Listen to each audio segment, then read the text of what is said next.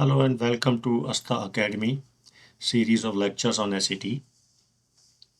We are into advanced mathematics, algebraic expressions, third lecture on core concepts.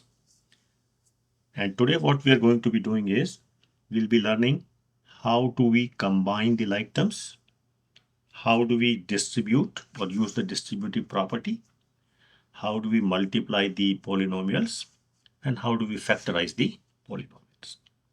Now the first thing we are looking at is combining the like terms.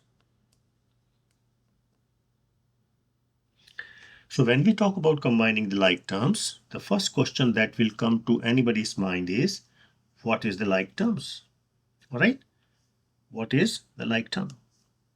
So when you have an expression in which there are more than two terms, some of them may be like, some of them may be unlike. Okay, so the variables, okay, with same power. Okay, the terms which involve the variables with the same power are called the like terms. So those two terms which have the variables having same power are called the like terms. And if it's different, then it is unlike. Okay. So we have seen this earlier. Let's say you have 3x square and 8x square and kx square. Okay. All of these are like terms. Why? Because the maximum power of x is 2 in all of them. Okay. Now combining them means what? Combining the like terms involves what? It essentially involves adding the like terms or subtracting the like terms. Okay. So when we do the adding and subtracting, the basic mathematical operators on the like terms, essentially what we do is we add or subtract their numerical coefficients. That's all. Okay. Numerical coefficients. Okay. So it will be clear. Let me take an example. Okay. So let's say you have an expression like this, 5x square plus 3x minus 7 plus 2x squared minus 5x plus 4. Okay. And you have to simplify. How do we simplify? Okay. How many terms are there? Basically, you have 1, 2, 3, 4, 5, 6. 6 terms are there. Now you have to simplify this. So in simplifying, what do? We will essentially combine the like terms. Okay. So what are the like terms? X square and x square. Okay. X and x. Okay. And then you have essentially your 7 and 4. Okay. So how do we do now? So we basically group these like terms as follows. You will have 5x square and 2x square you will combine together. Okay. Plus you will combine the x terms, that is 3x and 5x together, and the constant terms separately. And you notice how the negative sign I have put inside the bracket. Okay, that will always help you. Okay. Okay. So now what we have to do, as I said, we have combined the like terms. Now we just add the numerical coefficients. So 5x square and 2x square is going to be 7x square. Okay. Plus, as it is, 3x and minus 5x. So you have to essentially add 3 with minus 5. So it will be minus 2x. Plus, what's the resultant here? Minus 7 and 4. It's minus 3. Okay. So this guy here is then nothing but 7x square minus 2x minus 3. So that is your final simplified answer for the complicated expression we had in which 6 terms. Okay. Now the next topic we are going to look at is how do we do the distribution, or we distribute the constant or maybe a monomial with a polynomial and so on. Okay. The property which we use for distribution remains the same, which you have learned in your earlier classes. A times B plus C is A into B plus A into C. Okay. Very simple. So let us take up an example. 4 times 2x minus 5. Okay. What will this be equal to? So what we do basically is we distribute 4 to 2x and distribute 4 to 5. And we take the term, we take the sign as it is. Okay. That's where sometimes we make mistakes. Okay. So it's going to be 4 into 2x. All right. Minus 4 into 5. All right. And that will be equal to 8x minus 20. So this is how you distribute a constant to an expression. Similarly, we can distribute an expression with an expression. So let us look at another example in which we have a monomial, let's say 2a, and there's another complicated trinomial 2a square minus 3a square b square minus 4b squared. Okay. So we use the distributive property exactly in the same manner. Okay. So what we are going to do essentially is we are going to distribute this 2a with this, and with this. One by one, one after the other. Okay. Okay. So let's try and do that. So it will be equal to 2a multiplied by 2a square. That's your number 1 term. Then there is a negative here. This negative I'm going to put as it is here. And then you have 2a multiplied by 3a squared and b squared. Okay. Then there is a negative here that goes as it is. And then 2a multiplied by 4b squared. Okay. Simplify it and you will get 4a cubed minus 6a cubed b squared minus 8ab squared. Although you may not get this type of question, but it is good to understand the procedure which is distributing a binomial with a polynomial. Okay, let's continue. The third concept which we are going to look at today is multiplying the polynomials. Multiplying the polynomials. Okay. Here,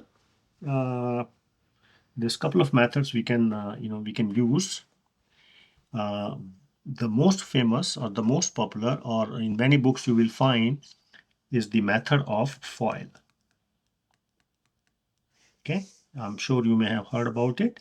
So FOIL is essentially a method of first, outer, inner, and then last. Okay, so if you have multiplying a binomial with a binomial, so this is the rule you use: first, outer, inner, and last. Okay, so let's take up an example to understand what this FOIL is about. Okay, so let's say you have 3x plus 2 and we need to multiply this with x minus 5. Okay, so there are two expressions here and we need to multiply those. Okay, so let us do it with the FOIL method. Okay, so first we have to multiply the 3x with the x. Okay, 3x with the x, that's the first, and that's going to be equal to 3x squared. Okay, then outer, what is the outer? 3x multiplied by minus 5. So here is the 3x and outer is minus 5. Okay, this is going to be equal to minus 15 of x. Then you multiply the inner. Inner will be 2 multiplied by x. Okay, this 2 multiplied by x, all right, which will give you 2x. And then last will be the constants, that is 2 multiplied by minus 5, which will be equal to minus 10. Now what you do? You just add them up. Okay, if you did that, then your answer will be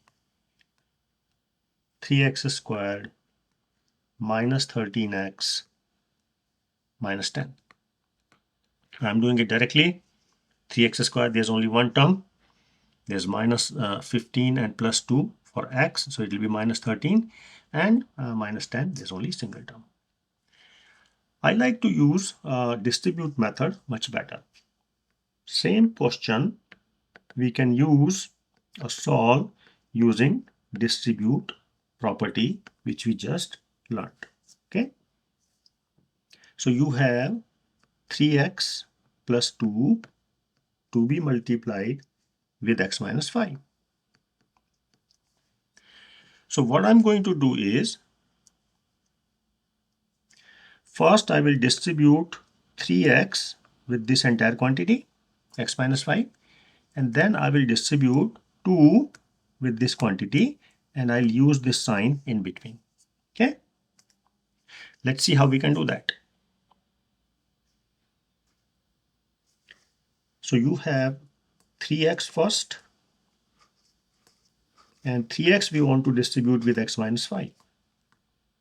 And then there's a plus in between, so plus comes in here, and we have to distribute 2 with x minus 5 as well. Okay, I think it is easier, and you'll tend to make less mistakes here. Okay, so once you distribute it, it will be equal to 3x squared minus 15x. Here you will have plus 2x minus 10. Okay, and now you just combine these two terms. Okay, minus 10 is individual, and 3x squared is also individual. So this will be your 3x squared minus 13x minus 10. So you see that you will get the same answer.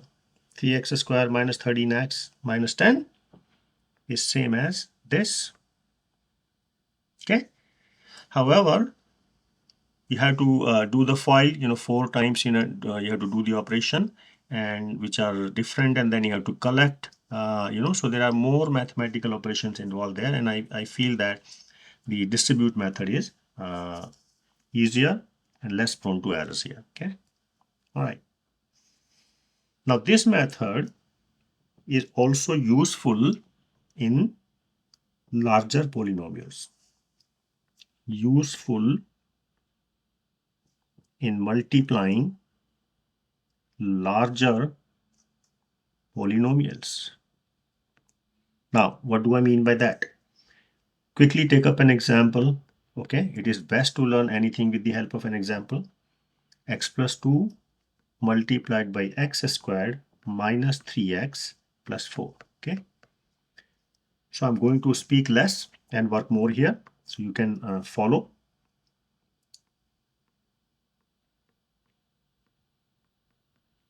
Okay, distribute x with the second polynomial, then there is a plus 2 times the same thing.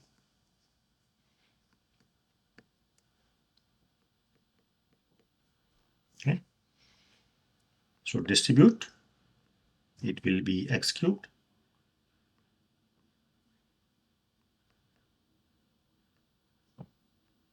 Okay, and then second one will be 2x squared minus 6x plus 8. Okay, collect the combined terms, solve, and you will get it easily as x cubed minus x squared minus 2x plus 8. Okay, I've jumped a step here, but you can understand what I'm trying to do here. Okay,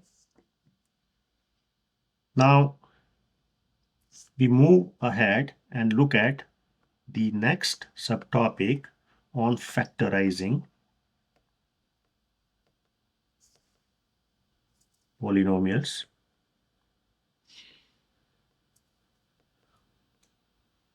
And essentially we'll be looking at trinomials. Okay. Now the general form of the trinomial we will look at is like this: ax squared plus bx plus c is your trinomial. Okay. There are two cases. In the case one, let's say a is equal to 1. Okay, where the coefficient of x squared is 1. Okay. Then we have to find p and q. These are two integers, two numbers. Okay, such that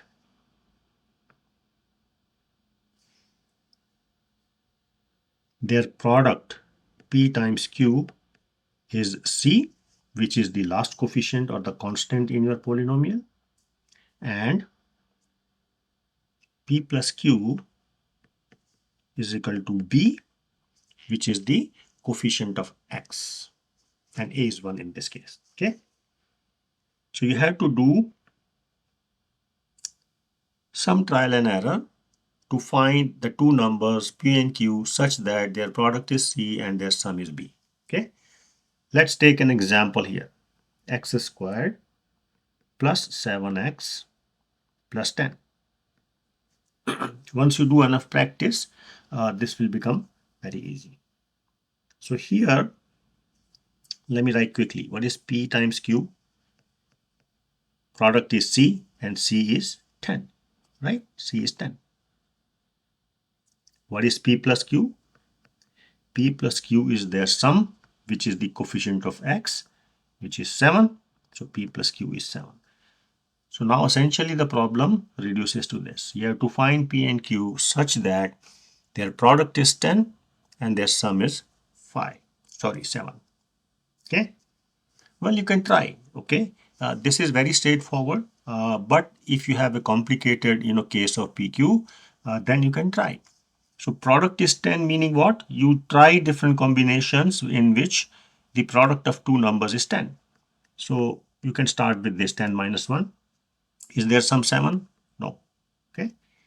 Then you take 2. 2 will be multiplied by 5. It will give you 10. Is there some 7? Yes. There you go. Okay. So this is a simpler problem. So you can quickly find out the values of P and Q. Okay. So let's say your P is equal to 5 and Q is equal to 2. Okay. Then this is equal to x plus P and x plus Q. Okay. I forgot to mention that. Okay. All right. So in this case, what will be the factors? This will be equal to x plus 5 and x plus 2. That's all. Okay, so let us look at the second case of factorizing a trinomial. Okay, in this case, a is not equal to 1. That's the only difference. Okay, so coefficient of x square is more than 1. Okay,